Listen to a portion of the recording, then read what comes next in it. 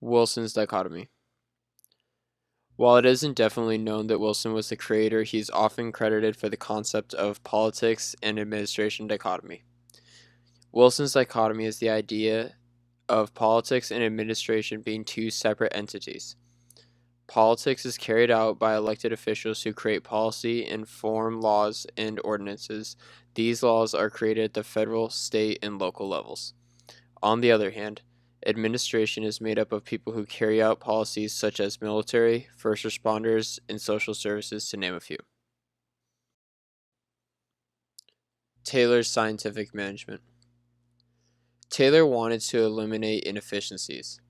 He applied time to motion studies to examine processes and identify wasteful steps. One process he studied was bricklaying and was determined to learn how he could expedite the process. He believed that there was a best way to complete a job. This way of evaluating manufacturing processes became known as Taylorism.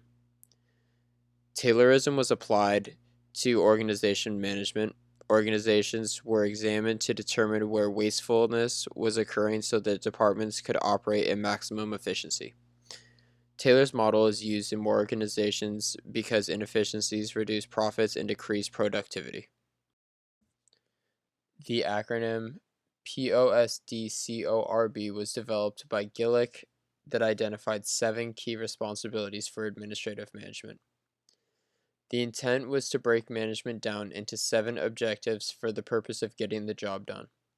These 7 key responsibilities are planning, organization, staffing, directing, coordinating, reporting, and budgeting. Specialized departments are created with one boss who divides and coordinates the work among the staff.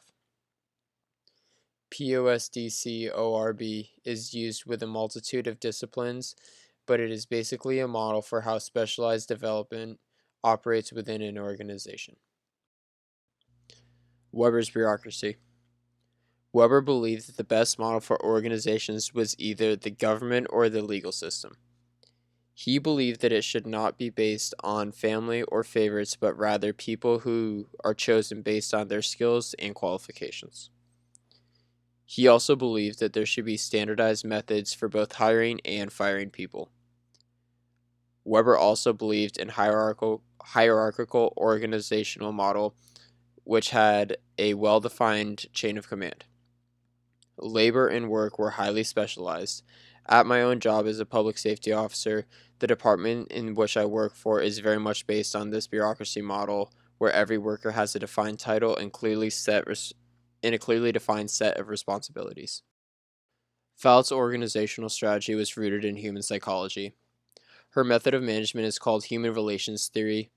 Fout believed that leadership was fluid, meaning that any member of the group could assume the leadership position at any time. She has been known to be called the mother of conflict resolution because she is credited with being highly skilled at conflict resolution.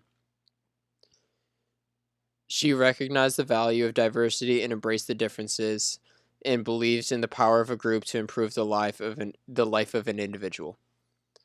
2 practical examples of small groups would be a small group within a church or Alcoholics Anonymous. While there may be a factor in both of these instances, members are free to offer suggestions or speak their experiences into the lives of others. Simon was a very practical thinker who is credited with the concept of bonded rationality. This is the idea that decision making is limited by parameters such as the amount of time available, the information currently available, and the decision maker's cognitive abilities. Rather than always seeking the best option, Simon believed that sacrificing or accepting an available option as being satisfactory is often the best path. An example would be wildfire prevention measures. CAL FIRE has been given a grant to use for wildfire prevention.